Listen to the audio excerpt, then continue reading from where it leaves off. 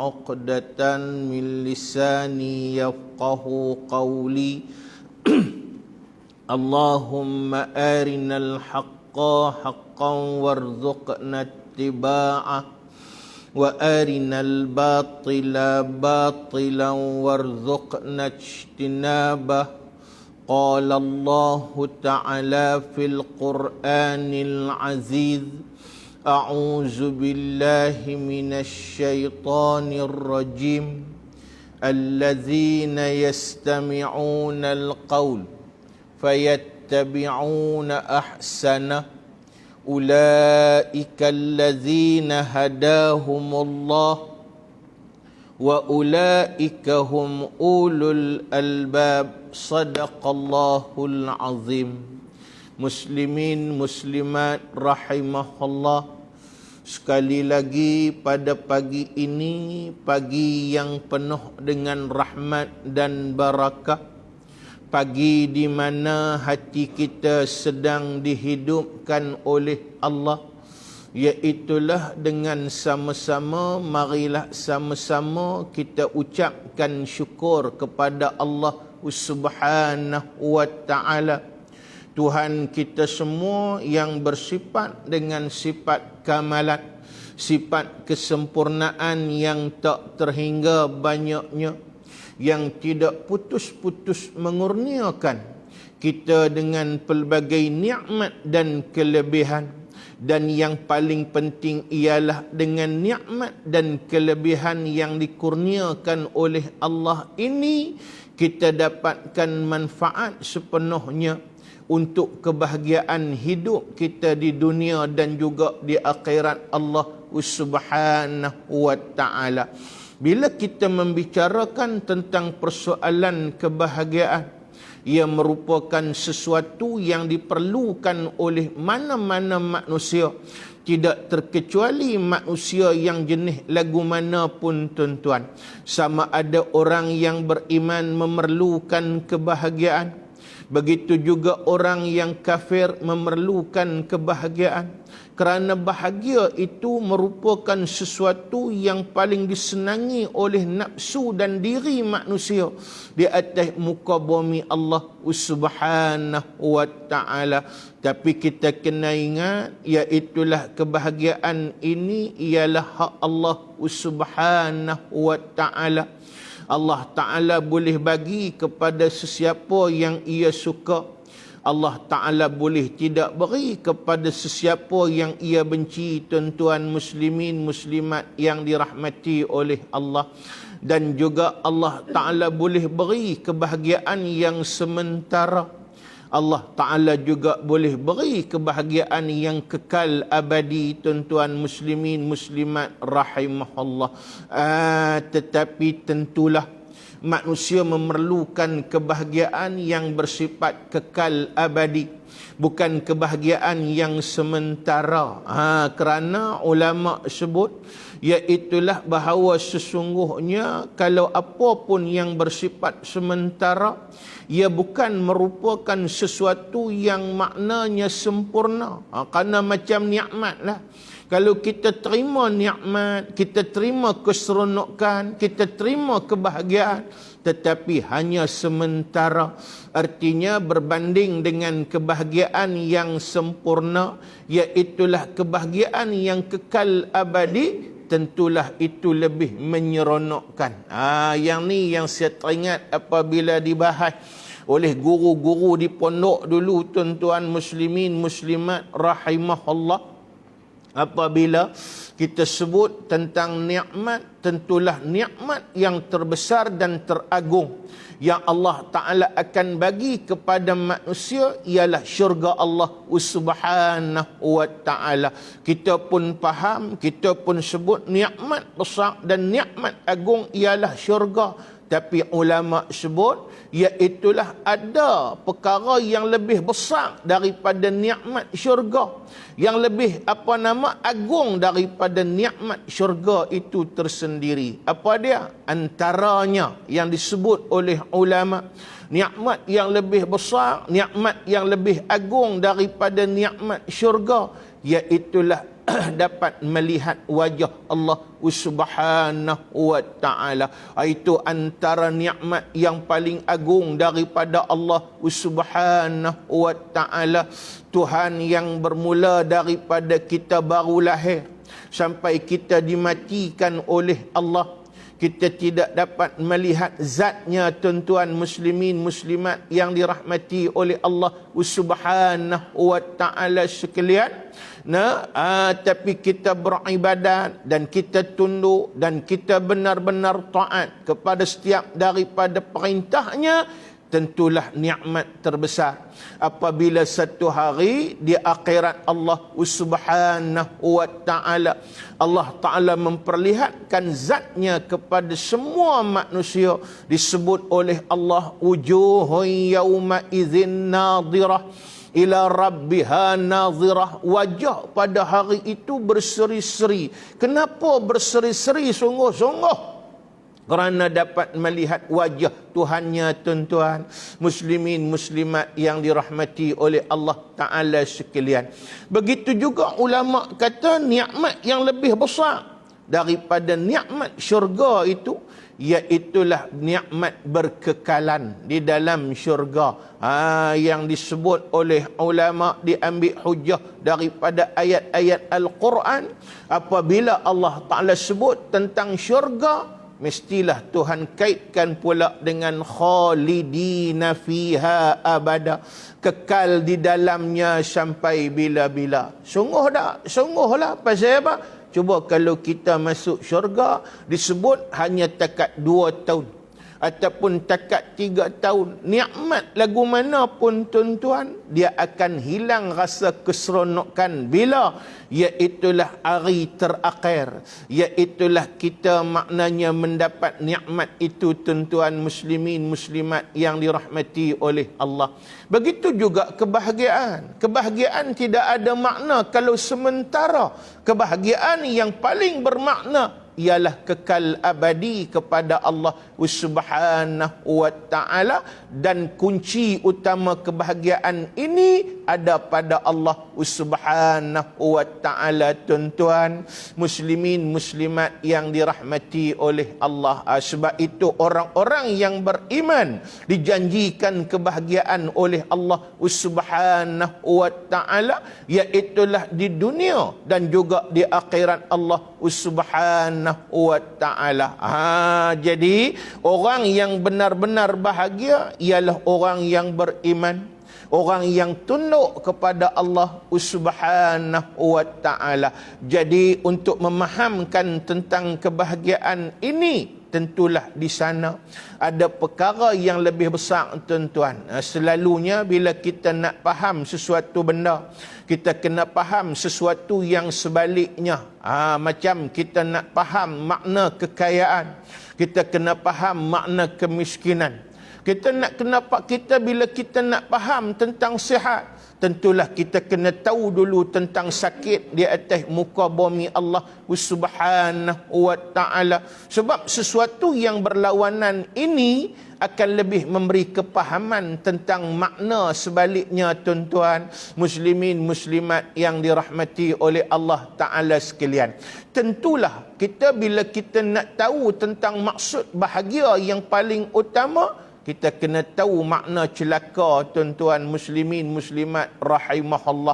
Kerana lawan kepada bahagia ialah celaka, yakni binasa hidupnya, tuan-tuan muslimin muslimat yang dirahmati oleh Allah Ta'ala sekalian. Pasal itu saya teringat sepotong hadis Nabi sallallahu alaihi wasallam apabila iaitulah Nabi menceritakan kepada Sayyidina Ali karramallahu wajhah tanda-tanda utama orang yang celaka di atas muka bumi Allah Subhanahu wa ta'ala. Maknanya bila disebut tanda-tanda utama orang yang celaka ini, artinya iaitulah ia merupakan tanda seseorang itu bila kawan tu tak ada tanda-tanda celaka, maknanya dia merupakan orang yang paling bahagia dalam hidup di dunia dan juga di akhirat Allah Subhanahu wa ta'ala.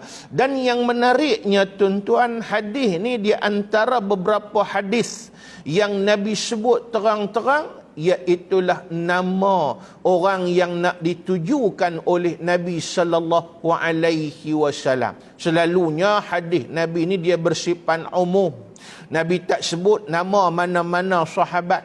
Tapi ada beberapa hadis iaitulah yang menyebut tentang maknanya Nabi tujukan, Nabi sebut nama kepada siapa yang ia tujukan. Tapi jangan silap faham pula. Maknanya bukan bermakna hadis ni eksklusif hanya untuk sahabat tu. Maknanya untuk orang lain tak perlu. Tak tuan-tuan. Sebab iaitulah hadis ni, bila kita sebut hadis, iaitulah dia ditujukan kepada semua manusia. Terutamanya orang Islam yang beriman di atas muka bumi Allah Subhanahu wa ta'ala. Tapi bila Nabi sebut nama ni tuan-tuan, Nabi tujukan kepada sahabat yang kita nak sebut ini, maknanya iaitulah Nabi memperlihatkan sedikit sebanyak kemuliaan sahabat itu di atas muka bumi Allah. Antara banyak hadis yang Nabi sebut nama terang-terang Nabi tuju kepada sesiapa, antaranya ialah Sayyidina Ali. Banyak hadis yang Nabi sebut tentang iaitulah Nabi akan fokus khitab dia ya Ali. Maknanya hadis tu Nabi tujukan kepada Sayyidina Ali. Begitu juga ada hadis yang Nabi sebut ya Aba Zarin, wahai Abu Zar Al-Ghifari. Ini antara contoh yang Nabi iaitulah sebut nama sahabat-sahabat yang ditujukan tuan-tuan. Tapi macam saya sebut tadilah, maknanya iaitulah hadis ini bukan hanya sekadar ditujukan pada sahabat itu, tetapi ditujukan kepada semua manusia yang Islam dan beriman di atas muka bumi Allah Subhanahu wa ta'ala, sebagai manfaat untuk kehidupan mereka di atas muka bumi Allah. Dan ini juga memperlihatkan keagungan dan kemuliaan sahabat itu. Tapi bukan bermakna bila disebut lagu tu juga iaitulah nama sahabat yang disebut tadi dia mengatasi sahabat lain. Kerana sahabat ni tuan-tuan, iaitulah semua lebih kurang sama sahaja tuan-tuan. Iaitulah cuma adalah senarai-senarai keutamaan sahabat dah. Yang tu kita kena buka kitab-kitab tauhid, dia sebut macam dibahas kalau di kalangan sahabat ni, iaitulah duduk pada ranking yang pertama sekali, senarai keutamaan, iaitulah asyaratun mubasyaratun bil jannah. 10 orang sahabat yang benar-benar dijamin syurga oleh Nabi sallallahu alaihi wasallam. Kemudian keutamaan yang kedua, senarai keutamaan yang kedua, iaitulah ahli Badar. Sahabat yang terlibat dalam peperangan Badar, 313 orang tuan-tuan muslimin muslimat rahimahullah. Satu riwayat kata 314 orang. Bila masuk golongan ahli Badar ni, dia antara sahabat yang paling utama di atas muka bumi Allah Subhanahu wa ta'ala. Pasal itulah bila masuk golongan sahabat ahli Badar ni, utama dia tang mana tuan-tuan? Utamanya ialah disebut terang-terang oleh ulama, mereka itu ialah orang yang diampunkan sebarang kesalahan, iaitulah dulu ataupun masa tu ataupun akan datang ataupun sampai bila-bila tuan-tuan muslimin muslimat rahimahullah. Pasal itulah ini hujah, iaitulah yang digunakan bagaimana kita boleh tengok peristiwa sebelum pembukaan kota Mekah. Seorang sahabat yang bernama Hatib bin Abi Balta'ah, bila dia dengar ura-ura Nabi nak hantar tentera untuk sampai ke Mekah, untuk iaitulah tujuan Nabi, kalau kita tengok selepas itu, iaitulah Fathu Makkah, pembukaan kota Mekah. Dengar ura-ura macam tu tuan-tuan, dia terus hantar satu surat kepada kaum keluarga dia yang berada di Mekah. untuk supaya mereka ini orang panggil apa, berhati-hati, bersedia untuk iaitulah menyorok ke, bersedia untuk iaitulah orang panggil apa, duduk sengap, selamatkan diri daripada iaitulah satu peperangan yang iaitulah maknanya dihantar delegasi oleh Nabi sallallahu alaihi wasallam. Mujurlah surat ni berjaya ditulis oleh Sayyidina Ali dan kemudian dibawa menghadap di hadapan Nabi sallallahu alaihi wasallam orang yang bawa surat, dan juga iaitulah Hatib bin Abi Balta'ah. Kalau nak kira dari segi iaitulah aturannya, perbuatan Hatib bin Abi Balta'ah ni satu perbuatan yang disebut dengan jenayah, tuan-tuan. Pasal apa? Pasal bila kita nak pergi serang satu ketumbukan musuh, iaitulah kita pergi hantar surat seolah-olah memberitahu dan memberi alamat kepada musuh tentang iaitulah bahaya dan juga iaitulah penyerangan tadi ni, tuan-tuan. Ini sedikit sebanyak seolah-olah memberitahu strategi kita kepada musuh kalau jatuh ke tangan musuh, tuan-tuan. Muslimin muslimat yang dirahmati oleh Allah Ta'ala sekalian, maknanya kalau nak kira satu kesalahan besar. Pasal itu Sayyidina Umar marah sungguh-sungguh, tuan-tuan. Tapi apa kata Nabi sallallahu alaihi wasallam? Wahai Umar, lupakah kamu bahawa Hatib bin Abi Balta'ah ini salah seorang ahli Badar? Bila sebut ahli Badar, maknanya iaitulah setiap kesalahan mereka diampunkan dulu ataupun masa tu ataupun masa yang akan datang, tuan-tuan. Muslimin muslimat yang dirahmati oleh Allah. Sebenarnya Hatib bin Abi Balta'ah bukan nak bocor strategi, tapi sesungguhnya dia teringat ke adik-beradik dia, tuan-tuan. Muslimin muslimat yang dirahmati oleh Allah, dia buat macam tu sampai dia tak dan terfikir perbuatan dia itu banyak mudarat daripada manfaat di atas muka bumi Allah Subhanahu wa ta'ala. Kemudian barulah dia turun kepada ahli Uhud, kemudian dia turun sahabat-sahabat yang lain, sampai sahabat manapun iaitulah mereka merupakan golongan yang paling utama di atas muka bumi Allah. Pasal itu kalau kita rujuk di dalam pandangan ulama ahli sunnah wal jamaah, iaitulah kita kena pegang kullu sahabati udul. Setiap sahabat tu semua baik belaka. Tak ada sahabat yang kita boleh letakkan kehinaan dan juga kekurangan di atas muka bumi Allah. Pasal apa? Sebab sahabat menjadi tumang utama perjuangan Nabi sallallahu alaihi wasallam. Pasal itu kita muliakan Sayyidina Ali. Begitu juga kita muliakan Sayyidina Abu Bakar. Kita muliakan Sayyidina Umar. Kita muliakan Sayyidina Uthman. Itu pandangan ulama Ahlus Sunnah wal Jamaah.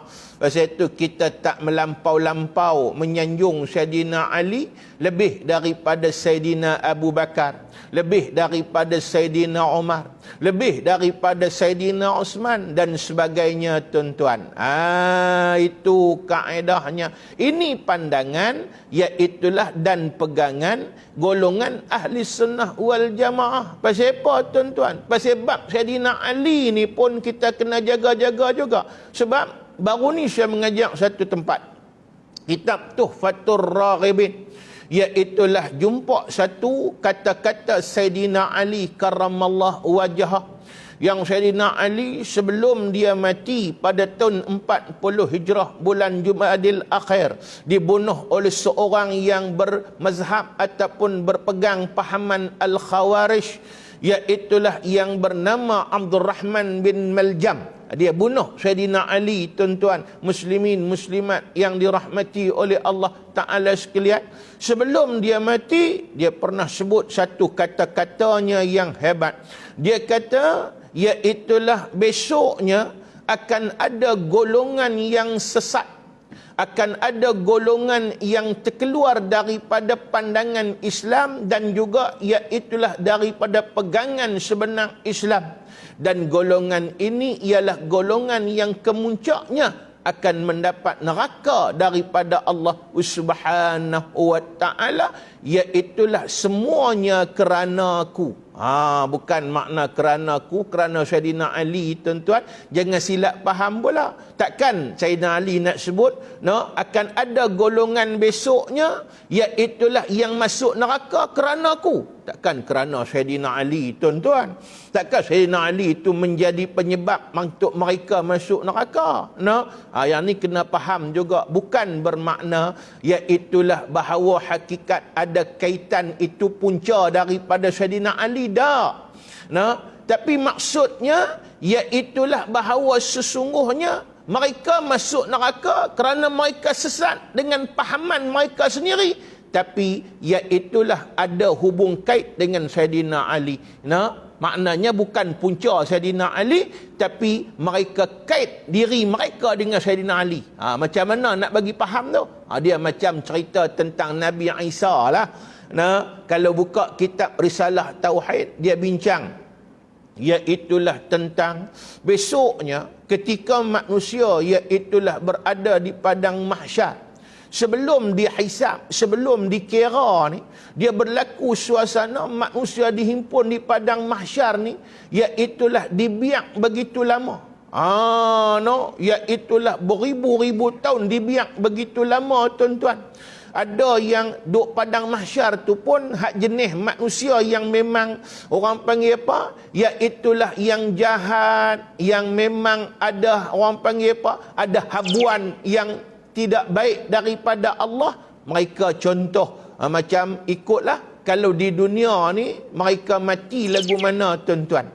Besoknya mereka dihimpun, iaitulah ada riwayat menyebut mereka tenggelam dengan peluh sendiri. Ada peluh tu keluar sampai iaitulah dekat buku lali.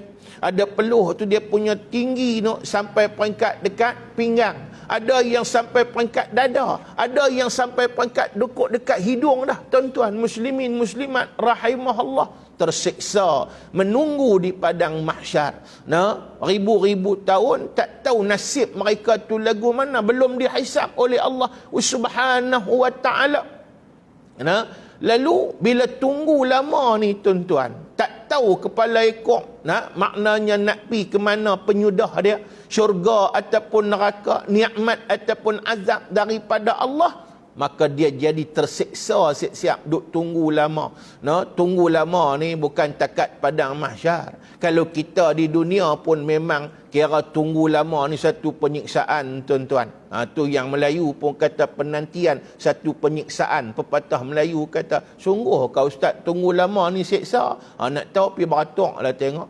Kita pi bank ke, pi mana ke, beratuk tengok. Dulu beratuk, siksa sungguh. Lah mungkin tak siksa, dia kata tak siksa ustaz. Pasal apa?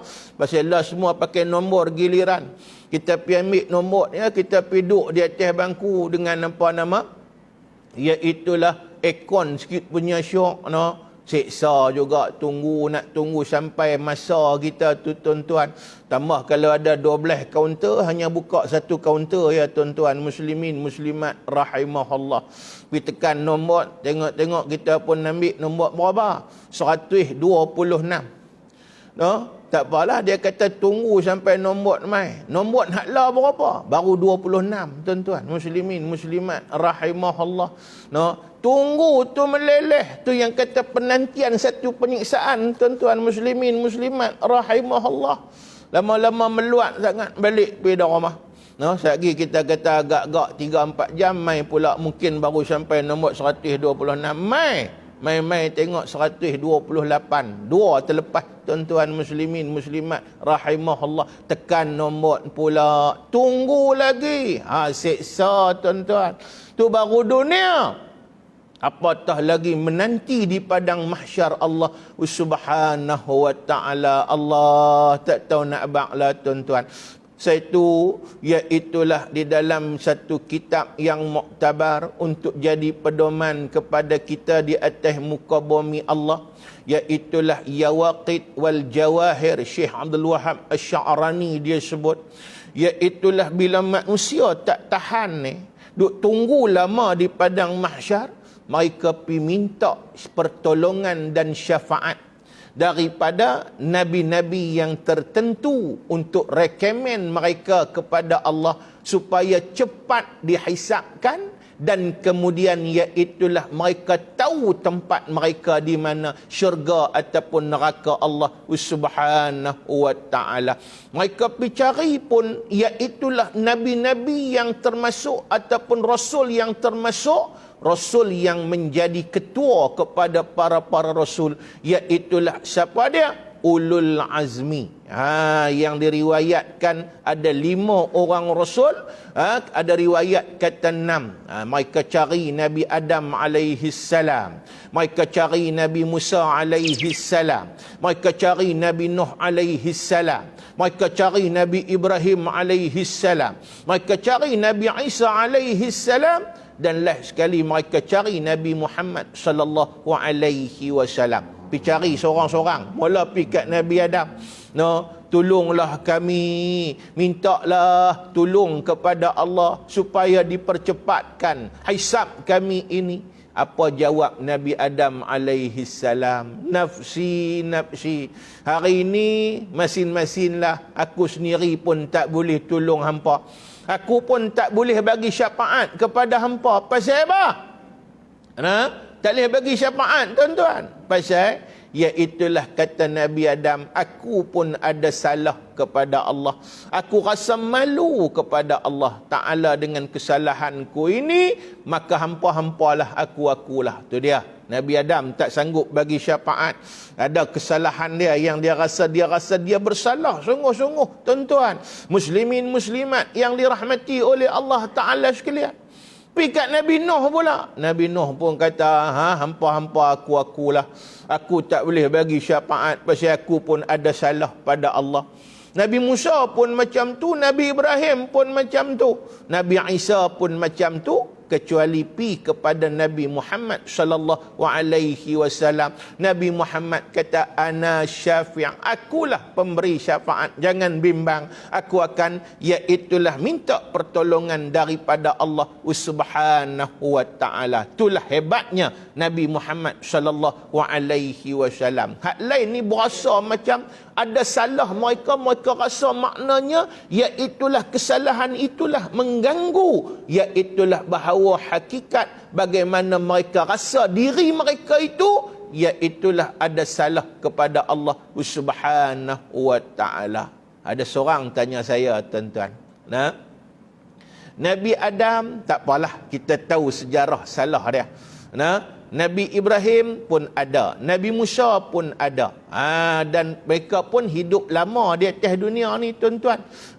Begitu juga iaitulah Nabi Nuh alaihi salam. Samalah.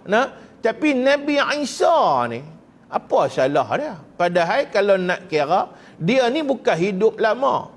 Kalau kita buka dalam lipatan sejarah, umur dia diangkat menjadi rasul hanyalah ketika umur dia 30 tahun. Dia diangkat di rasul umur 30 tahun. Kemudian ada riwayat mengatakan iaitulah umur 35 dia diangkat ke langit. Ada riwayat kata umur 33 dia diangkat ke langit. Berapa tahun dia berdakwah? Hanya 5 tahun. Kalau ambil 33 tadi, hanya 3 tahun saja, tuan-tuan.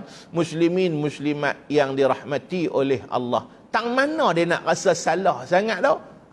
Nabi Isa dia bagi hujah.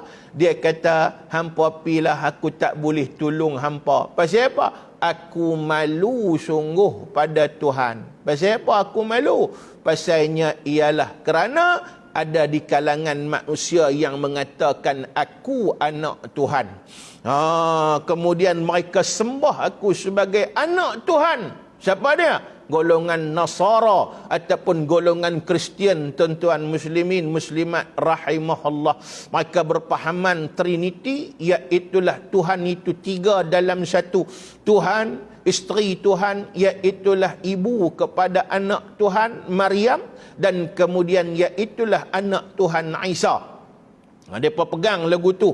Jadi kalau nak fikir betul-betul, salah Nabi Isa lah. Bukan salah Nabi Isa. Tak ada kena-mengena pun dengan Nabi Isa. Tapi Nabi Isa rasa malu sebab dikait dengan dia. Tuan-tuan, muslimin, muslimat, rahimahullah. Yang ni pun macam tu lah. Bukan salah Saidina Ali. Hak golongan yang akan masuk neraka ni, tuan-tuan. Muslimin, muslimat, rahimahullah. Tapi salah mereka lah. Tapi pasal apa? Ya itulah Sayyidina Ali sebut, ya itulah kerana aku. Sebab kait dengan Sayyidina Ali. No? Apa dia golongan tu? Ada dua golongan, tuan-tuan, yang disebut oleh Sayyidina Ali terang-terang sebelum dia mati. Yang pertamanya ialah muhibbun mufarratun. Dan yang keduanya mubaghidun mufarratun. Tu golongan yang kedua. Siapa dia? Ya itulah golongan pertama, ialah golongan yang terlampau-lampau kasih pada Saidina Ali. Melampaunya sayang dia pada Saidina Ali itu membawa kepada dia mendewa-dewakan terlampau hebat Saidina Ali. Ini golongan mana? Golongan Rafidhi ataupun Rafidhiyah. Mereka pegang Saidina Ali ni hebat sungguh-sungguh, sampai ada di kalangan Rafidhi ni dia pegang Saidina Ali tu jelmaan Tuhan di atas dunia.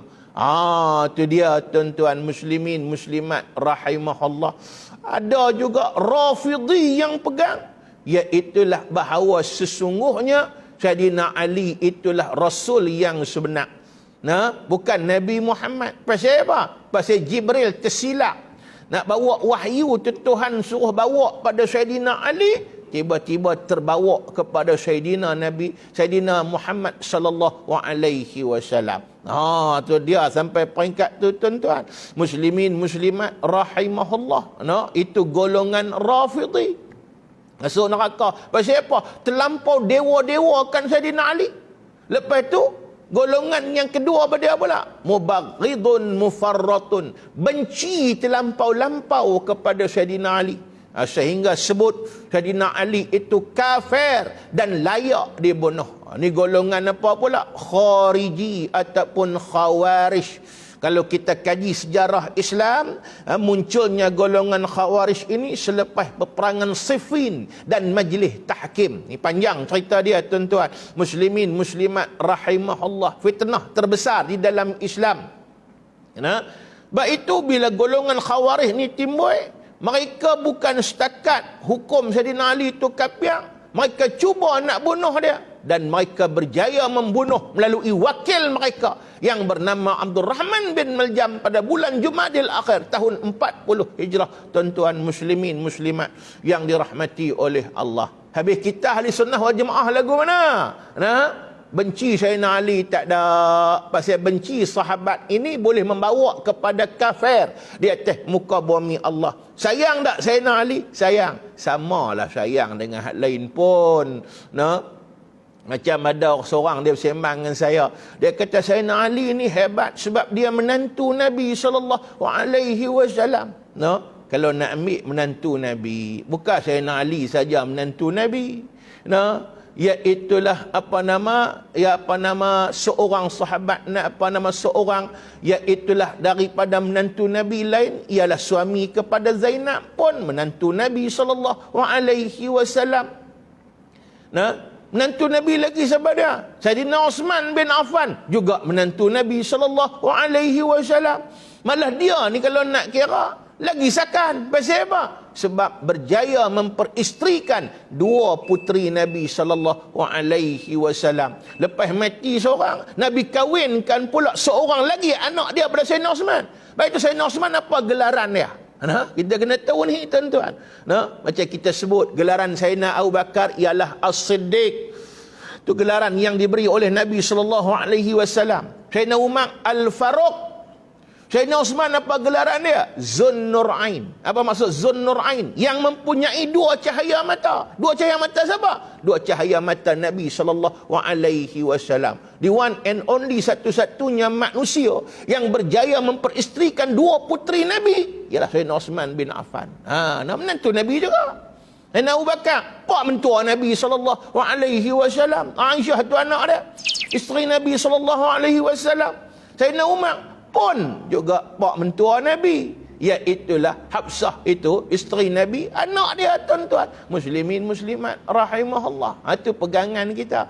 Nah, sayang juga Sayyidina Ali macam sahabat lain lah tuan-tuan. Muslimin muslimat yang dirahmati oleh Allah. Ini nak cerita dulu, nak bagi faham ni tuan-tuan. Nah, iaitulah tentang bagaimana hebatnya Sayyidina Ali. Pasal itu Allah Taala, pasal itu Nabi SAW dia sebut satu hadis kepada Sayyidina Ali tuan-tuan. Antara hadis yang disebut oleh Nabi kepada Sayyidina Ali yang saya nak sentuh pada pagi ini, satu tuan-tuan. Apa dia?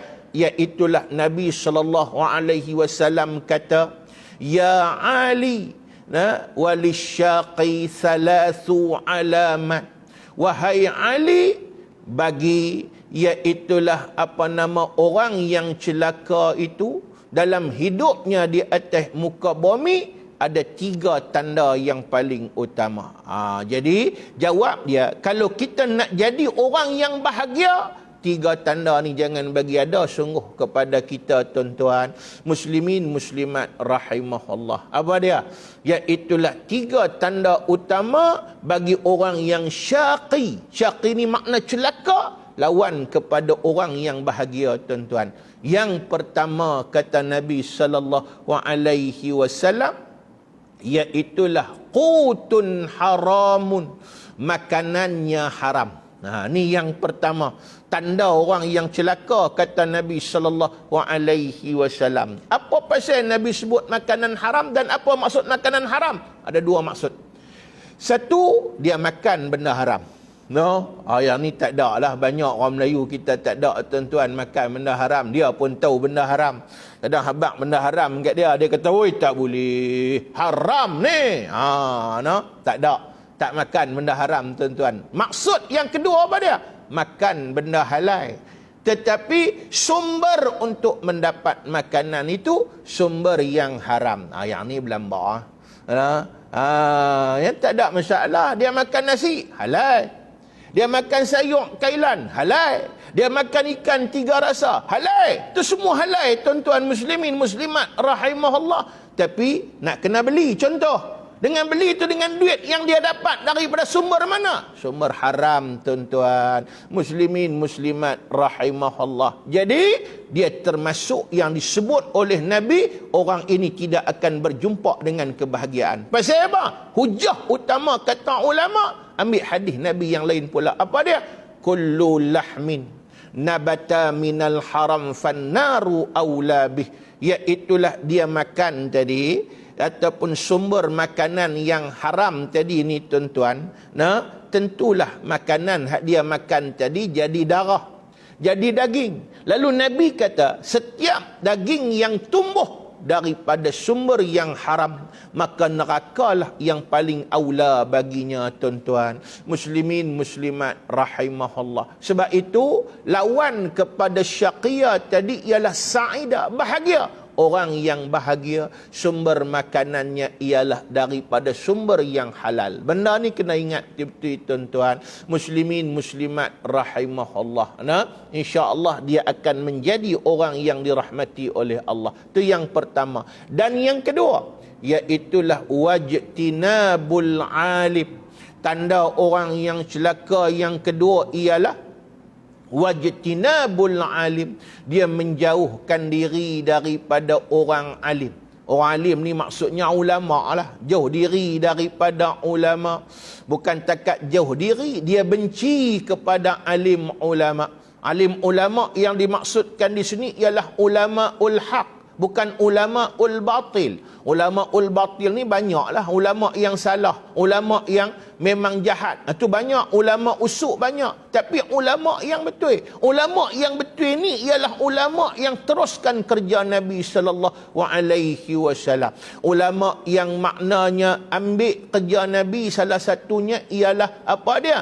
Sebagai iaitulah munzirun, pemberi peringatan kepada manusia di atas muka bumi Allah. Dia tak takut kepada sesiapa, dia hanya takut kepada Allah Subhanahu wa ta'ala. Banyak ciri yang disebut oleh alim ulama. Antaranya nak kenal ulama hak betul ni, tengoklah siapa suka kat dia, siapa benci kat dia.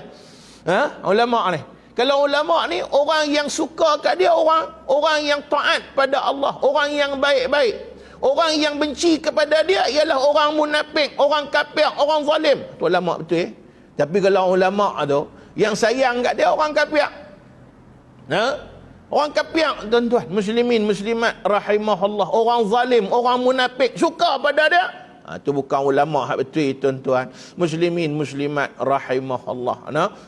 Jadi pasal apa jauh diri daripada orang alim ni alamat celaka? Jawabnya kerana seolah-olah kita menjauhkan diri daripada Nabi. Kerana al-ulama warasatul anbiya, ulama pewaris para nabi-nabi yang muktabar. Yang ni pun alhamdulillah tak ada kat kita, tuan-tuan. Pasal apa?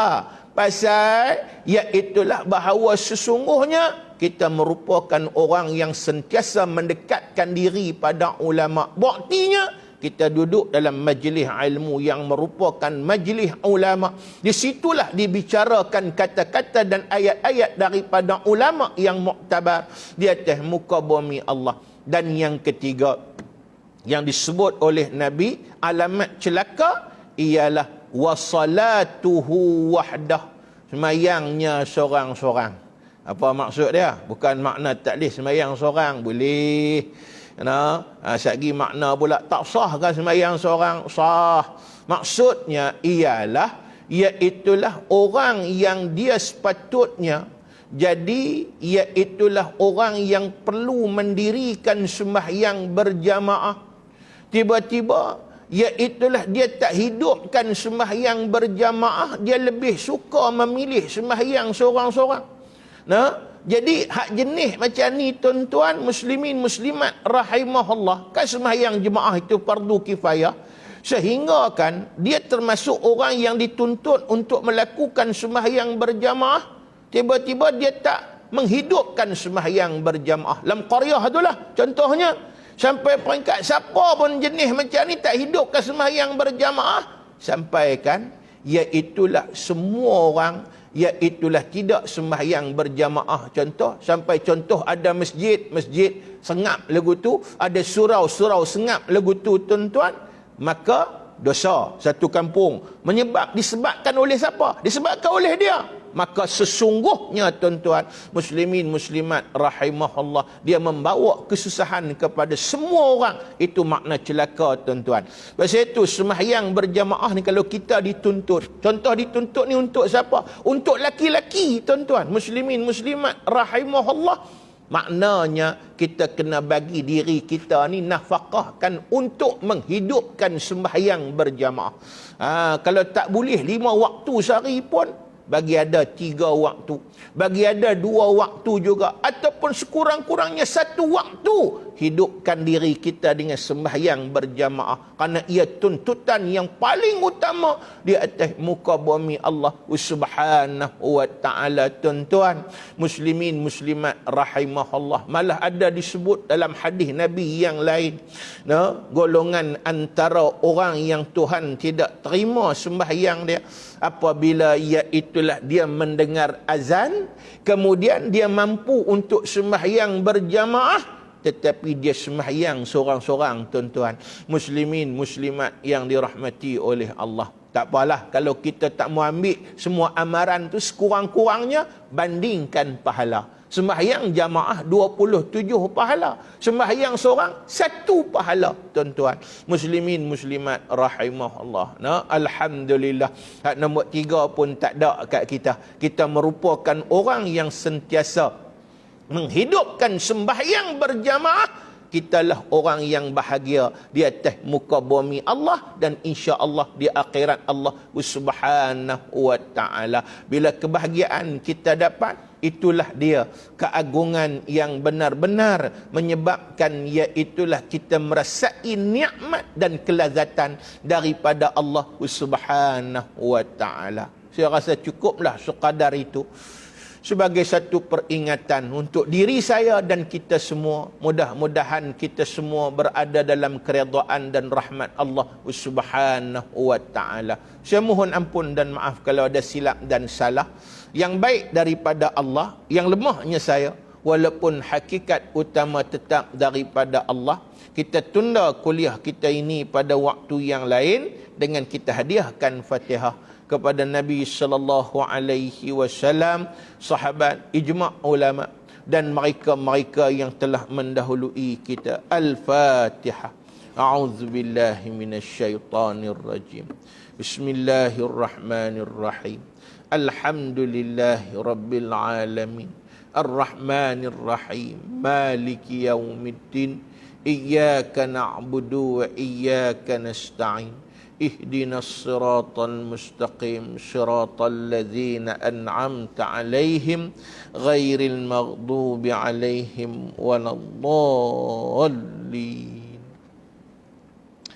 A'udzu billahi minasyaitonir rajim. Bismillahirrahmanirrahim. Alhamdulillahi rabbil alamin. Hamdan yuwafi ni'amahu wa yukafi'ul mazidah. Ya Rabbana lakal hamdu kama yanbaghi li jalali wajhika wa 'azimi sultanik. Allahumma zidna ilman wa faqihna fid din wa 'allimna ta'wil ya muqallibal qulub.